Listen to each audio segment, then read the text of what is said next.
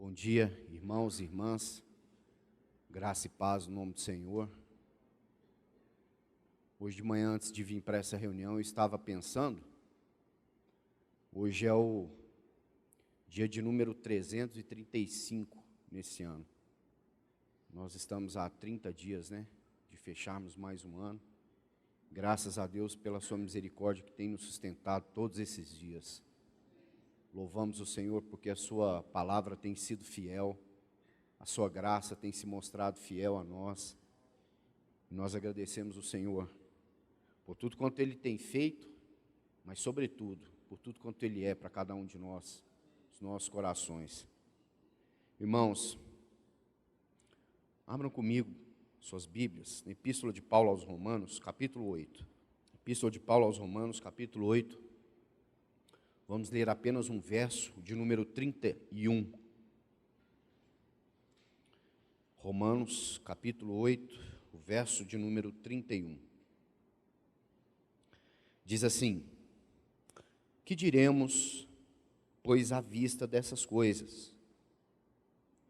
Se Deus é por nós, quem será contra nós? Que diremos, pois, à vista dessas coisas? Se Deus é por nós, quem será contra nós? Vamos orar mais uma vez. Senhor, é com alegria nos nossos corações que estamos diante de Ti, Pai.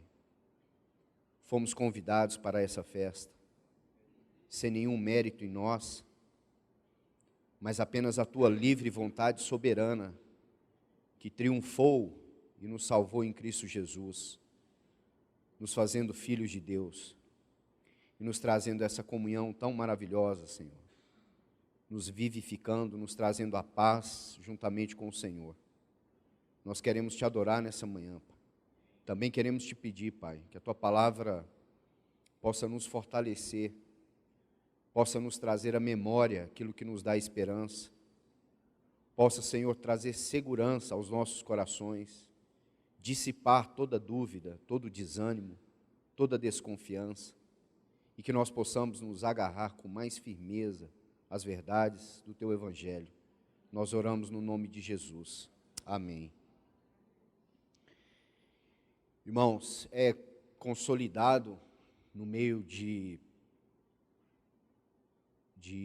robustos irmãos, tanto do passado quanto do presente, que a Epístola de Paulo aos Romanos talvez seja o pico de toda a revelação da Escritura, talvez seja, por assim dizer, o monte mais elevado que nós possamos percorrer em toda a palavra. Calvino dizia que se alguém chegar à compreensão dessa epístola, muito provavelmente ele terá compreendido toda a mensagem da palavra. Tamanho a abrangência dessa carta, a preciosidade dela. É interessante nós notarmos que em muitos contextos, onde aconteceram avivamentos no meio do povo de Deus, essa carta ela foi reavivada nos corações. As verdades dela foram reacendidas nos corações. Paulo, quando fala em Efésios capítulo 4 sobre o ministério evangelístico, é porque ele sabia que o nosso coração ele precisava, vez ou outra, ser reevangelizado, ser reanimado nas verdades do Evangelho de Deus. E como eu disse, em muitos contextos de avivamento, essa epístola foi tremendamente usada pelo Espírito de Deus para avivar corações, para levantar grupos, para enviar missionários, para tirar homens e mulheres do lugar comum da queixa e desfrutar da justificação de Deus em Cristo Jesus, para tirá-los de sofismas, de mentiras, de engano, de fortalezas, tanto de pecado quanto de orgulho, e reavivá-los para Deus. E aqui nós estamos lendo o capítulo 8, e quando nós chegamos nesse capítulo, alguns dizem que talvez esse seja o ápice dentro desta carta. É importante nós notarmos que antes de chegarmos aqui no capítulo 8, nós precisamos percorrer os 7 capítulos anteriores. Talvez, se a verdade do capítulo 8 não capturou o nosso coração, é porque nós não entendemos bem o que estão nos 7 capítulos anteriores. Quando Paulo diz isso, que diremos, pois, à vista destas coisas, estas coisas precisam ser conhecidas por nós, precisam ser reafirmadas no nosso coração, elas precisam ser levadas em consideração pelo nosso espírito, no nosso homem interior, juntamente com o Espírito de Deus, para que a nossa alma seja convencida da verdade de Deus, para que nós possamos crer além daquilo que vemos, além daquilo que sentimos, e que a verdade de Deus, então, seja sobreelevada sobre os nossos corações. Então, irmãos, se nós fizermos aqui um breve resumo, até o capítulo 7, nós poderíamos dividi-lo assim: Romanos, de 1 a 3, capítulo 1, capítulo 2, capítulo 3, o que nós encontramos aqui? Um homem pecador, o homem perdido, impotente e incapaz de salvar a si mesmo. Romanos, se você quiser ler, 3:23, eu creio que esse versículo resume bem o que é o capítulo 1, o capítulo 2 e o capítulo 3 dessa epístola. Diz assim: todos pecaram e carecem da glória de Deus. A suma desses 3 primeiros capítulos é essa: todos pecaram. A Escritura chega a dizer, no verso 10 do capítulo 3, não há um justo sequer.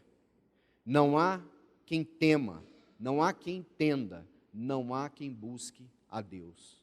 Portanto, ele sintetiza isso no verso 23 que acabamos de ler. Todos pecaram. Não havia um justo só diante de Deus. Não havia alguém que pudesse agradar o coração de Deus, porque todos os homens pecaram, e pelo pecado reinou a morte. Por isso Paulo está dizendo, todos pecaram e também carecem da glória de Deus. Todos pecaram, e a carência que temos é da glória de Deus. Esse é o resumo do capítulo 1, do capítulo 2 e do capítulo 3. O homem não pode se justificar diante de Deus. A sentença que cada homem, longe do sacrifício de Cristo Jesus, tem que dizer assim, é essa: todos pecaram. Não há um justo, não há ninguém que seja bom, não há quem busque a Deus, não há quem entenda a Deus. Por isso essa sentença tão cruel: todos pecaram, mas graças a Deus, a carência nossa, provida por Deus em seu Filho Jesus, como diz aqui Paulo, é a glória de Deus. Tiago vai dizer que Jesus Cristo é a glória de Deus. A nossa carência era de um Salvador, porque nós não podíamos fazer nada por nós mesmos. A nossa carência era de alguém que nos salvasse, que nos livrasse do poder do pecado, que nos tirasse do lamaçal do pecado que nos encontrávamos. Por isso a verdade é uma: todos pecaram, mas graças a Deus por Cristo Jesus, que nos libertou de todo o pecado. Então chegamos ao capítulo 4 e 5, e nesses 2 capítulos agora nós nos juntamos a Abraão. Abraão é aquele que creu pela fé na promessa de uma nova aliança. Você se lembra e conhece a história. Paulo vai dizer que Abraão foi justificado pela fé, porque ele creu. Deus o havia chamado de Ur dos Caldeus para o seguir para uma terra que ele desconhecia, num caminho de contentamento somente em Deus. Por isso o verso de número 1 do capítulo 5, muito conhecido dos irmãos, sintetiza esses 2 capítulos. E diz assim, Romanos 5:1, justificados. Lembra? Todos pecaram, mas agora Paulo diz, justificados, pois, mediante a fé, temos paz com Deus, por meio de nosso Senhor Jesus Cristo. A sentença do capítulo 3, 2 e 1 era essa: todos pecaram. Agora, como nós nos deparamos aqui, os capítulos 4 e 5 de Romanos, vai nos narrar a história da justificação pela fé. E aqui talvez esteja o alicerce dessa epístola, ou a base sobre o qual ela está firmada. Então Paulo diz aí no verso 1, justificados. Se no capítulo 3 todos pecaram, no capítulo 5 Paulo declara, justificados, pois, mediante a fé. Agora, pela fé, nós somos declarados justos diante de Deus. Que avanço nós tivemos. Que graça nós recebemos. Nós não poderíamos sequer comparecer diante de Deus, porque os nossos pecados faziam separação entre nós e o Senhor. Mas graças a Deus, justificados pela fé, temos paz com Deus. Não existe guerra entre nós e Deus, e nem entre Deus e nós. A guerra foi entre Deus e Deus mesmo, entre o amor de Deus e a ira de Deus contra o pecado, não em nós, porque se assim fosse, nós teríamos sido destruídos, mas em seu Filho, Jesus Cristo, que tomou sobre si a nossa dor, a nossa culpa, o nosso pecado e todo escrito de dívida que era contra nós. Ele cravou na cruz do Calvário, e por isso Paulo declara por boca do Espírito Santo, justificados, pois, mediante a fé. Graças ao Senhor. Prosseguindo, capítulo 6 e 7. Esse cristão que agora foi justificado pela fé, diz aqui, o cristão que crê pela fé deseja viver em santidade para com Deus. Mas ao querer viver em santidade para com Deus, ele descobre que há uma guerra dentro de si mesmo. A guerra entre a carne e o espírito. De modo que vivemos em uma contradição, nunca alcançando todo o bem proposto, e nem evitando todo o mal que rejeitamos. Romanos capítulo 7, verso 19, palavras do apóstolo Paulo. Diz aí, porque não faço o bem que prefiro, mas o mal que não quero, esse faço. O cristão que quer viver em santidade para com Deus, descobre que há uma guerra dentro de si. A guerra entre a carne e o espírito. E esses dois capítulos são dramáticos nessa carta. Ler Romanos 7 nos mostra a realidade nossa, a verdadeira realidade daqueles que querem agradar a Deus, mas que percebem que nos seus membros há uma lei, há uma guerra. Então Paulo diz assim, não faço o bem que eu prefiro, mas o mal que não quero, esse faço. Paulo sabia que essas palavras de Romanos 7 poderiam espalhar melancolia entre os crentes de Roma. Pense sobre isso. Se você ler esse verso, esse capítulo, o verso 21, por exemplo, diz assim, então ao querer fazer o bem, encontro a lei de que o mal reside em mim. Porque no tocante ao homem interior tenho prazer na lei de Deus, mas vejo nos meus membros outra lei, que guerreando contra a lei da minha mente, me faz prisioneiro da lei do pecado que está nos meus membros. Verso 24, desventurado homem que sou, quem me livrará do corpo desta morte? A palavra desventurado aqui, ela é muito grave, porque ela fala de um homem desgraçado ou desprovido de graça. Observe, e ele diz assim a pergunta, quem me livrará do corpo desta morte? E louvado seja o Espírito Santo, porque aí está escrito, quem? É uma pessoa. Não é o que nos livrará do corpo dessa morte, mas é quem. Só uma pessoa pode nos livrar do corpo desta morte. E aqui ele diz isso. Como eu disse para os irmãos, Paulo sabia que essas palavras poderiam espalhar melancolia entre os irmãos. Escrevendo aos Coríntios, capítulo 1, verso 24, não precisa ler, 2 Coríntios 1, 24, ele dizia que o seu ministério pastoral era cooperador da alegria dos irmãos em Corinto. Escrevendo aos Filipenses, de dentro de uma prisão romana, ele disse assim, alegrai-vos no Senhor. Então, os irmãos em Roma, ao lerem o capítulo 7 dessa epístola, poderiam dizer: Paulo, mas há uma contradição nos termos. Aos Coríntios você disse que era um cooperador da alegria dos irmãos. Em Filipenses está descrito que, embora mesmo preso, em duras provas, o nosso chamamento é para que nós venhamos nos alegrar no Senhor. Então, como nós podemos alegrar se fazemos o mal que não queremos, mas não fazemos o bem que preferimos? Que alegria há nisso? Irmãos, por isso nós entrando no capítulo 8, o nosso coração ele é salvo pela graça de Deus. O nosso coração não é deixado na melancolia. Paulo não é melancólico. O Espírito Santo não é melancólico, ele é verdadeiro. Ele nos mostra que por mais que nós queiramos agradar a Deus, com a força do nosso braço, há uma lei dentro de nós, mas graças a Deus por Cristo Jesus. Quando ele chega aqui no capítulo 8, verso 1, verso 2, ele diz assim: porque a lei do Espírito da vida em Cristo Jesus te livrou da lei do pecado e da morte. Há muitos anos atrás, o nosso irmão Christian Shen, que já está com o Senhor, explicou esse versículo de uma maneira que todos nós podemos entender.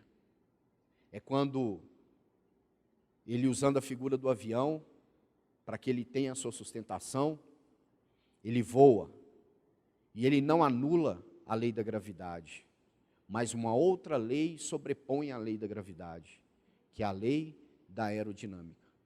Paulo está dizendo que não há como anular essa lei que está entre nós, em nós. Essa lei que diz que eu quero fazer o bem, mas eu acabo fazendo o mal. Paulo está dizendo isso vai nos perseguir até o fim, até o último dia da vitória de Cristo Jesus. Mas graças a Deus, há uma outra lei. Essa lei antiga ela não está anulada, mas ela está sobreposta. Há uma lei superior a ela. E ela está descrita aqui no verso de número 2. A lei do Espírito da vida em Cristo Jesus te livrou da lei do pecado e da morte. De modo que nós podemos, por causa da lei do Espírito de vida em Cristo Jesus, vivermos inteiramente para o Senhor. Chegando no capítulo 8, irmãos, eu gostaria de colocar um resumo para os irmãos. Sei que talvez não seja possível anotar, depois se os irmãos quiserem, podem me pedir. Do verso 1 a 5, a culpa e o poder do pecado. Veja, ele diz assim, no verso 1, agora pois, já nenhuma condenação há para os que estão em Cristo Jesus. Nossos corações precisam ouvir esse verso, porque muitas das vezes a culpa nos sobrecarrega, muitas vezes as acusações vêm sobre nós, muitas vezes o inimigo lança acusações contra nós, e aqui Paulo está dizendo, não há condenação para os que estão em Cristo Jesus. Verso de número 1 a 5, de 6 a 13, Paulo vai tratar do fato da morte. O verso 14 a 16, ele trata da santidade de Deus. O verso 17 a 25, ele vai falar da fraqueza e do desespero em face aos sofrimentos dessa vida. Verso 26 a 27, ele fala do cristão que sofre uma paralisia na oração. Não sabemos orar como convém. E por fim, o verso 28 a 30, ele vai fazer um comparativo de uma vida em Deus, no propósito de Deus, contrastando com a vida sem sentido e sem esperança. Como que Paulo trata estas verdades dentro do capítulo 8, onde lemos, que diremos, pois, à vista dessas coisas? Se começamos lá, 1, 2 e 3, todos pecaram. Capítulo 5, englobando 4, justificados, pois, mediante a fé, temos paz com Deus. E o capítulo 7, ele foi então sobreposto pelo capítulo 8. Agora, pois, nenhuma condenação há para os que estão em Cristo Jesus, porque a lei do Espírito da vida em Cristo Jesus te livrou da lei do pecado. Então veja, irmãos, ele vai falar de 4 dons aqui no capítulo 8. O primeiro deles, o dom da justiça. Não poderia ser diferente. Romanos capítulo 8 não poderia começar de outra maneira que não fosse essa. Nenhuma condenação há para os que estão em Cristo Jesus. Esse capítulo não poderia começar de outra forma. Então, o dom da justiça. Fomos justificados por Deus em Cristo Jesus. Depois, o Espírito Santo, verso 4 a 27. Se, porém, Cristo está em vós, o verso 10 diz aí, se Cristo está em vós, Romanos 8, 10, se, porém, Cristo está em vós, o vosso corpo, na verdade, está morto por causa do pecado, mas o Espírito é vida por causa da justiça. Irmãos, a justiça é a base para a vida. Se não houvesse justiça diante de Deus, nós não poderíamos viver segundo o Espírito de Deus. Por isso, nós temos que agarrar essa verdade. Fomos justificados de uma vez por todas. Depois, então eu falei do dom da justiça, do dom do Espírito Santo e um outro dom, a filiação. Versos 14 a 17 e também o verso de número 29. Romanos 8,16 diz assim: o próprio Espírito testifica com o nosso espírito que somos filhos de Deus.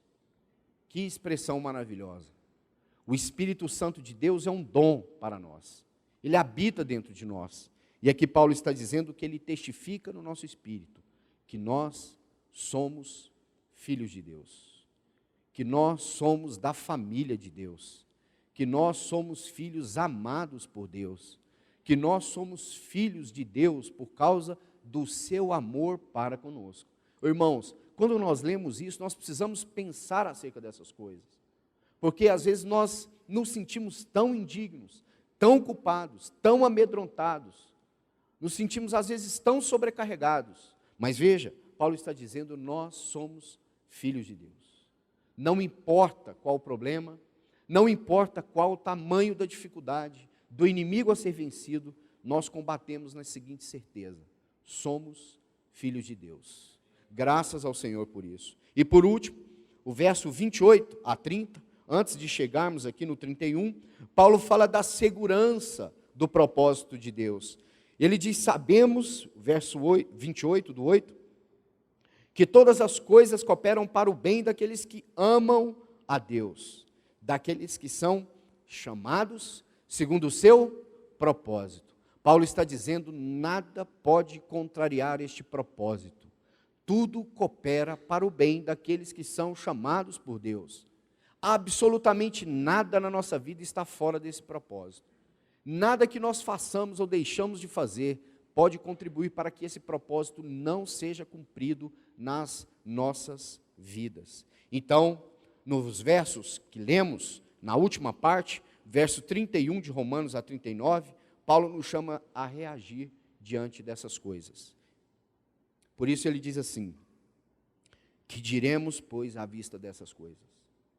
Oh, irmãos, imagine se Paulo pudesse estar aqui entre nós hoje, ele puxasse uma cadeira e sentasse, e fizesse essa pergunta olhando nos nossos olhos. O que nós vamos dizer acerca dessas coisas? Qual é a nossa apreciação por essas coisas? Isso tem ganhado os nossos afetos? Isso tem despertado o nosso coração em adoração para com o Senhor? Agora observe, agora Paulo se move do dom para o doador. A suficiência não só da graça, mas do próprio Deus de toda a graça. Ele sai de um pensamento de libertação do mal, à ideia de Deus ser para cada cristão o que ele foi para Abraão. Gênesis, capítulo 15, verso 1, Deus fez uma promessa para Abraão. Se você conhece o texto, lá está escrito: eu serei o teu escudo e o teu galardão. Irmãos, Deus não disse para Abraão, eu colocarei uma parede, eu colocarei exércitos diante de você, eu te cercarei com muros altos, de bronze. O Senhor fez uma promessa para Abraão, eu mesmo serei o teu escudo, e eu mesmo serei o teu galardão. O Senhor estava dizendo que não havia bênção maior, não havia galardão maior do que Ele mesmo. Ele estava dizendo para Abraão: eu estarei na frente, eu serei o seu escudo, e eu serei o teu galardão. Queridos irmãos, que promessa nós temos.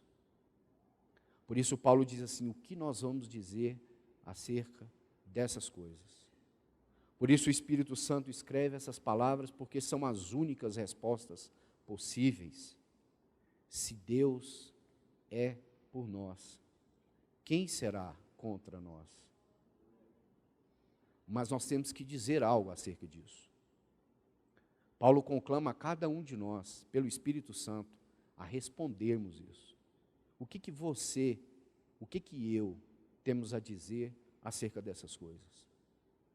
Leia os 7 primeiros capítulos dessa epístola e responda você mesmo diante de Deus, eu mesmo diante de Deus, qual a resposta que temos, a garantia e a segurança que temos de que Deus é por nós.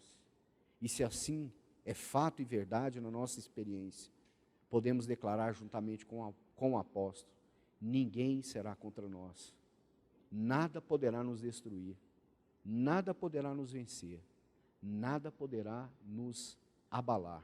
Se Deus é por nós, quem será contra nós?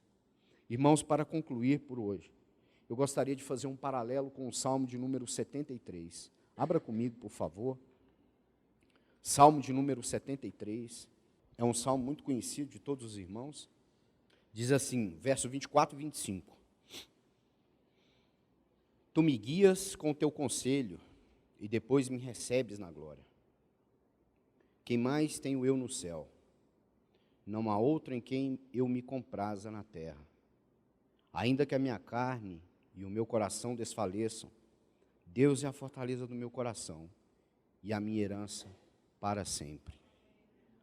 Irmãos, se nós pegarmos os versos de número 1 a 30 da carta de Paulo aos Romanos, Romanos 8, versos de 1 a 30, se lermos esses 30 versos, como é que nós poderíamos resumi-los neste salmo?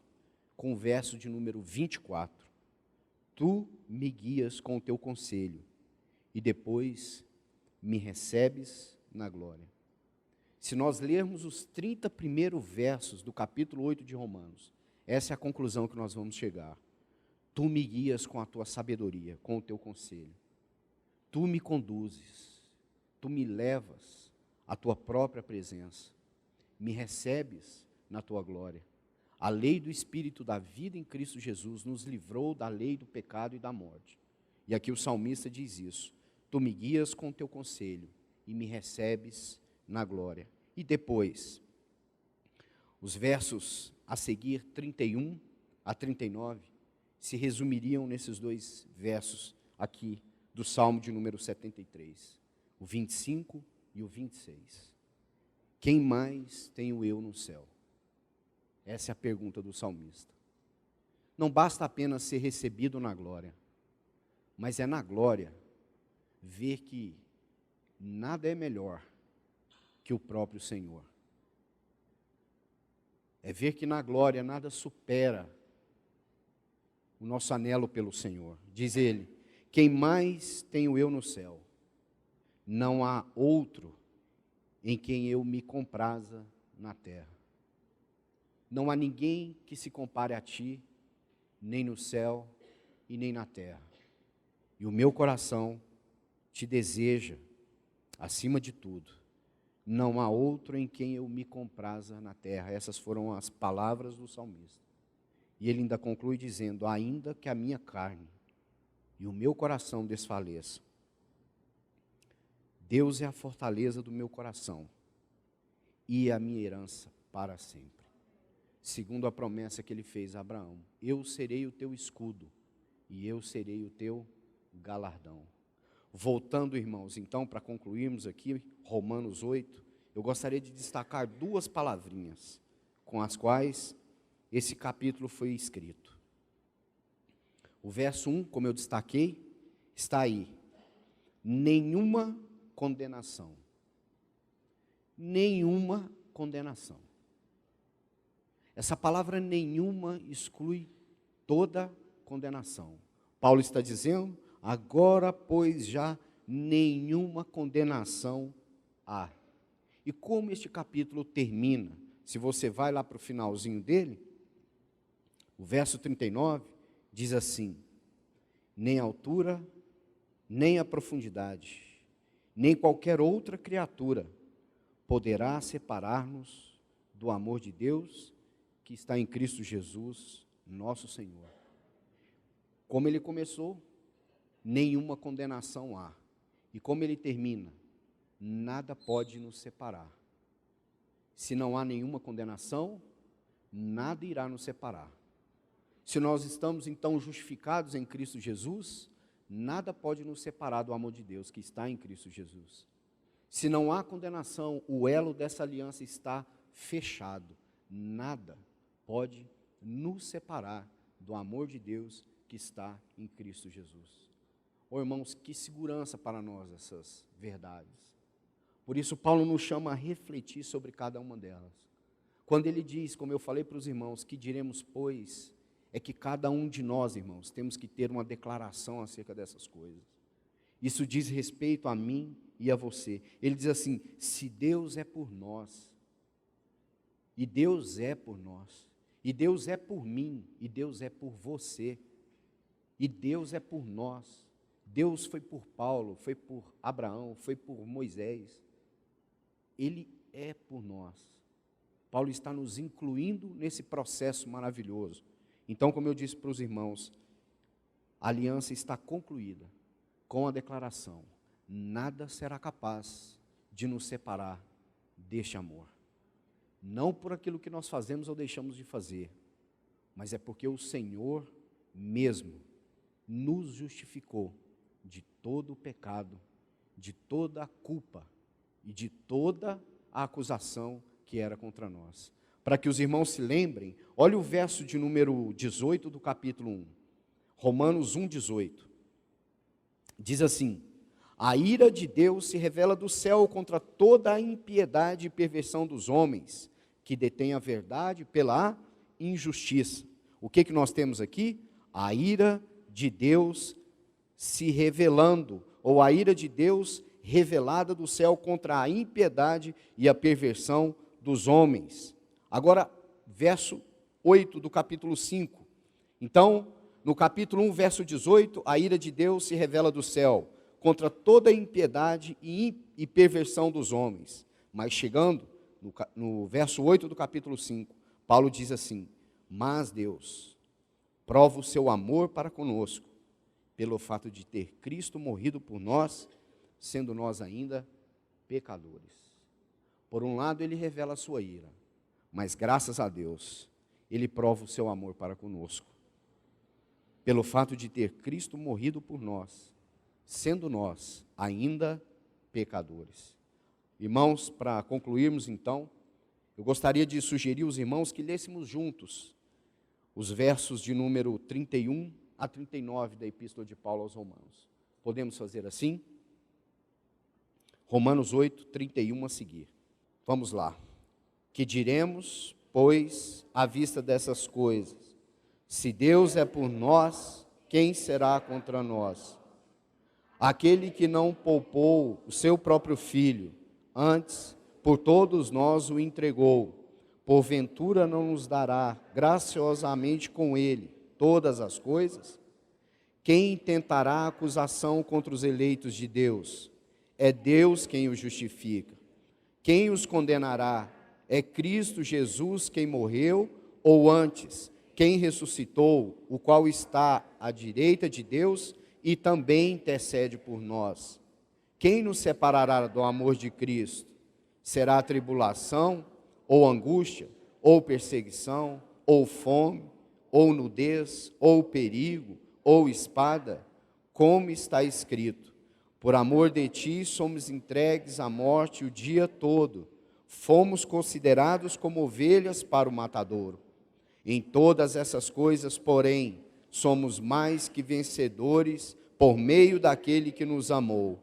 Porque eu estou bem certo de que nem a morte, nem a vida, nem os anjos, nem os principados, nem as coisas do presente, nem as coisas do porvir, nem os poderes, nem a altura, nem a profundidade, nem qualquer outra criatura poderá nos separar do amor de Deus que está em Cristo Jesus, nosso Senhor. Amém. O verso 38 disse, Paulo, porque eu estou bem certo. Estejamos também nós todos bem certos. Coloquemos aí o nosso nome, a nossa confissão de que cremos nessa verdade. Estamos bem certos, Senhor, e bem seguros que nada poderá nos separar do amor de Deus. Que nessa manhã nós possamos tocar esses elementos, irmãos, com nosso coração de alegria diante do Senhor, para que possamos comer e beber em fé, que possamos participar dessa mesa com esse Deus que fez conosco uma aliança de salvação eterna e de amor eterno em Cristo Jesus. Vamos orar mais uma vez. Senhor, de fato e de verdade, que diremos acerca dessas coisas? Oh, quão grande salvação nos está proposta em Cristo Jesus. Muito obrigado, Senhor, por ter nos libertado do poder do pecado.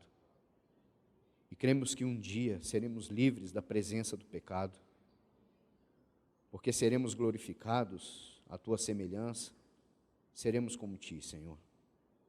Pai, que alegria para nós nessa manhã, podermos participar deste grande banquete, dessa festa, Pai.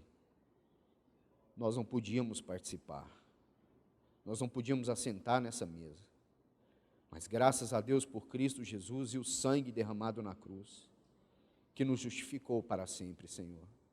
Podemos nos aproximar sem medo, sem culpa, sem vergonha, sem nenhum sentimento de rejeição, porque fomos justificados de uma vez por todas e para sempre. Senhor, em nome de Jesus, que cada um dos teus filhos aqui nessa manhã, cujos seus corações possam estar entristecidos, amargurados, ressentidos, pesarosos, possam se agarrar à verdade da tua palavra e que nós possamos participar desta mesa, Pai, não acusados, mas certos de que fomos justificados, não em tremor, Pai, mas em temor na tua presença e alegria também, Senhor. Ó, Pai, em nome de Jesus, que nós possamos sair daqui, Pai, com a certeza de que tocamos o Senhor. Pai, no nome do Teu Filho amado, nós oramos nessa manhã. Revela-te a nós, mais uma vez. Queremos participar desta mesa como filhos amados do Senhor. É no Teu nome que nós oramos, Pai, e Te agradecemos por tudo. Em nome de Jesus. Amém, Senhor.